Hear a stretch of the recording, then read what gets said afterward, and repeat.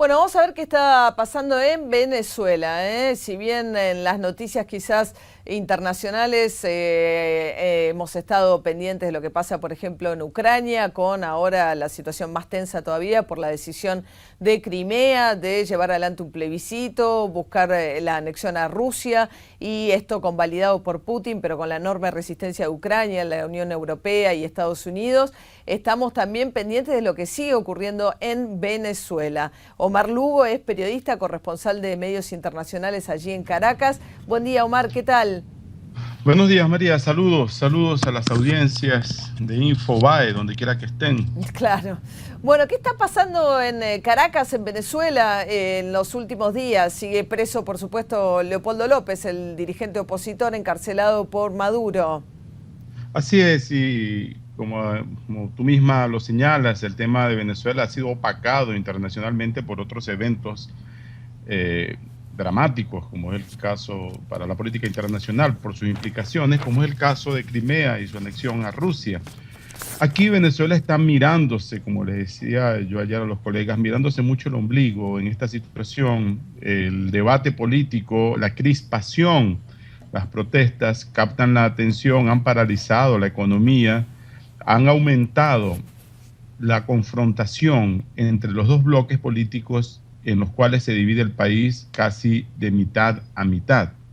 Como tú misma lo señalas, los últimos acontecimientos ayer, anoche, la bancada del gobierno del Partido Socialista Único en la Asamblea Nacional, que es el Congreso venezolano, decidió pedir el allanamiento de la inmunidad parlamentaria de María Corina Machado, una de las líderes más notables, más activas de la oposición.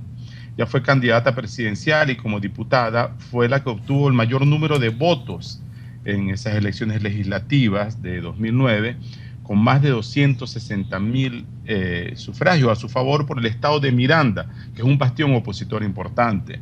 Te lo señalo porque no es cualquier diputada.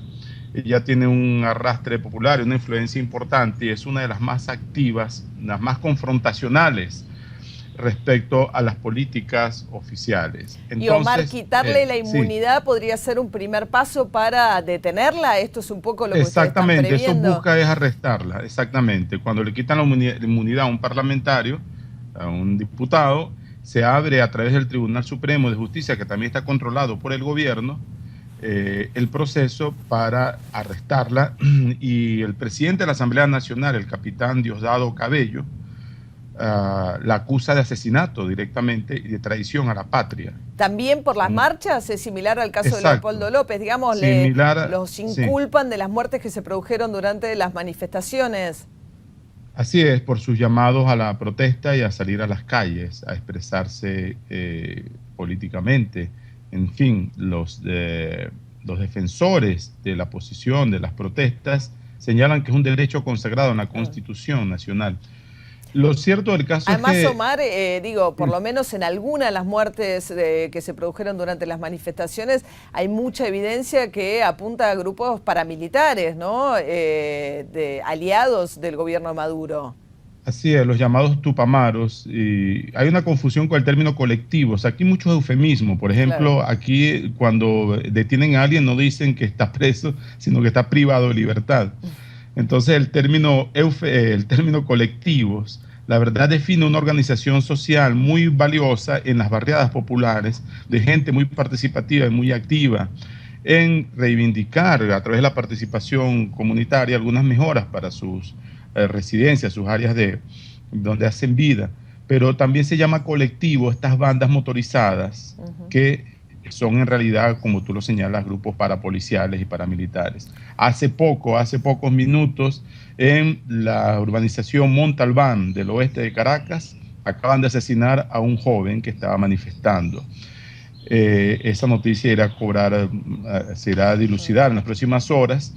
Se conoce a través de Twitter básicamente porque hay un bloqueo informativo, la televisión no está informando adecuadamente lo que ocurre, las radios un poco, algunas radios y básicamente los portales informativos de los diarios. Ahora, Omar, volviendo al tema, perdóname, y qué grave esto que estás señalando, que es una muerte más, ¿no? Pero volviendo al tema... Que la atribuyen a bandas motorizadas también, solo para cerrar ese tema, el muchacho estaba colocando unas pancartas y según los vecinos llegaron estos motorizados disparando y arrebatando, quitando las pancartas en la cerca, y resultó de un balazo muerto este joven. Esta información tendrá que ser a lo largo del día confirmada y verificada, pero es lo primero que estamos viendo a esta hora. María, adelante.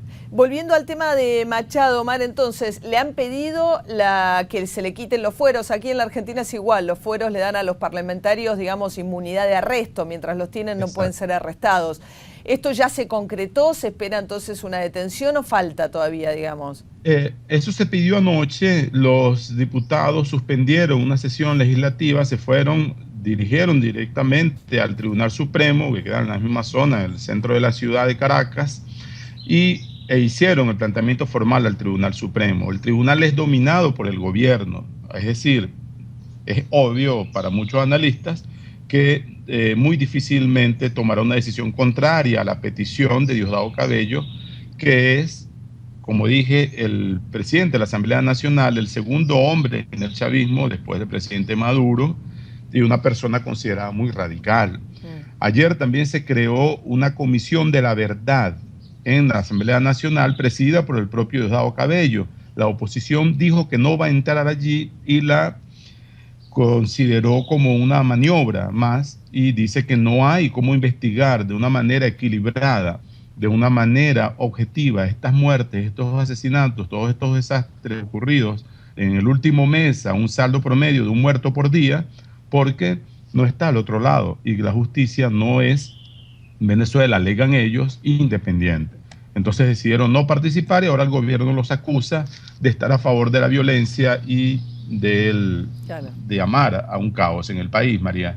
Ahora, Omar, las noticias que habían llegado en las últimas semanas, antes de que, como decíamos, la atención internacional girara un poco hacia Ucrania y Crimea, tenían que ver con, dentro de un contexto de mucha polarización, de algunas señales del gobierno Maduro intentar distender un poco la situación. Parecía que había sentido un poco el frío, sobre todo de algunos países de la región, respecto a lo que estaban haciendo en Venezuela. Hubo una gira para países latinoamericanos. Si bien la postura argentina fue de un apoyo muy cerrado a lo que venía haciendo Maduro, de alguna manera poniendo la culpa sobre las marchas opositoras, la cuestión es que daba la sensación de que Maduro, con esa nota que le dio a la CNN, dando marcha atrás con la expulsión de la CNN, intentaba calmar un poco las aguas. Esto que planteas es como volver a tiempos anteriores, ¿no? Volver a situaciones de mayor tensión y conflicto.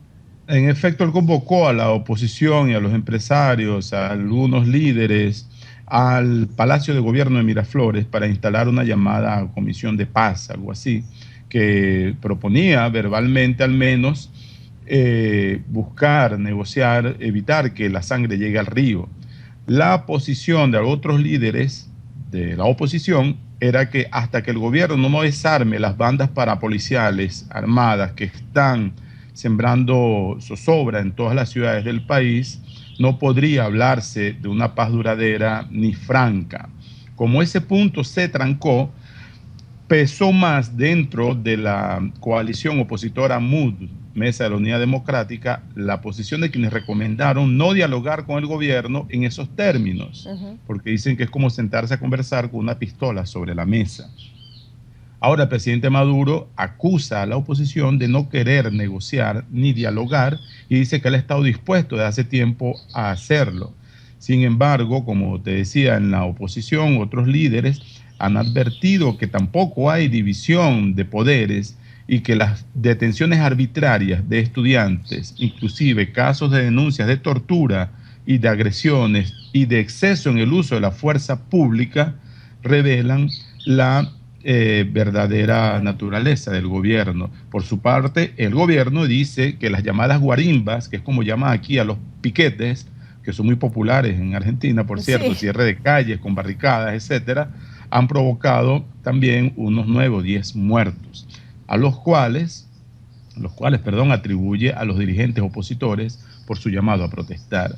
Pero un detalle aquí, María, estas protestas van más allá del liderazgo de estas figuras políticas, es decir, es un movimiento colectivo que está bien enraizado en el movimiento estudiantil sobre todo y se ha propagado por todo el país. Claro. Fueron sobrepasados los líderes políticos de la Mesa de la Unidad Democrática y ahora ellos mismos intentan canalizar esto y buscar manifestaciones de fuerza para llevar al gobierno a atenuar un poco sus políticas económicas, sociales, Claro. tan radicales, María. Por último, Omar, ¿hay movilizaciones todavía cotidianas de estudiantes y estos piquetes que contás, o ha mermado un poco lo que es la movilización opositora en las calles? Ha mermado un poco en Caracas, en el municipio de Chacao, que es una pequeña ciudad que fue engullida por Caracas. Está militarizada, tropas de la Guardia Nacional con trajes de guerra, de campaña, cascos y todas estas cosas, armas largas, patrullan el municipio. El gobierno dice que no acepta pequeñas repúblicas en Caracas, y así fue, como se dice, pacificado, entre comillas, porque la Plaza Altamira, que es el principal bastión de estos grupos de protesta en este municipio, fue después invadida lentamente y de forma pacífica por unas señoras, madres de los muchachos protestando, los propios estudiantes, y terminaron mezclándose con los propios militares y ocuparon pacíficamente la plaza. Lo han hecho durante 2 noches consecutivas, anoche y antenoche. También en varias localidades del país todavía hay algunas manifestaciones, y se mantiene fuerte en la ciudad de San Cristóbal, fronteriza con Colombia, que es la cuna de toda esta serie de manifestaciones. Es donde nació todo este movimiento hace más de un mes, en protesta de los estudiantes de la Universidad de los Andes por la criminalidad desatada, las amenazas en el campus, intentos de violaciones de estudiantes, y que ellos comenzaron a protestar. Los primeros 8 fueron presos por los militares y fueron llevados a una cárcel en vía aérea, en un helicóptero. A partir de allí se desató toda esta ola, que esperemos sea detenida en algún momento, porque, como decía yo el otro día, una cosa es llamar al demonio y otra es verlo venir. Sí. Y todo el mundo está intentando que esto no llegue a los extremos, María. Omar, ha sido muy amable por atendernos y darnos este panorama de lo que está pasando por estas horas en Venezuela. Que tengas un buen día. Gracias. Gracias a ustedes. Mi Twitter, @OmarLugo, está a la orden cualquier seguimiento de muy noticias bien. allí, que intento actualizar en algún momento. Un abrazo. @OmarLugo, entonces. Un abrazo grande. Chau, chau.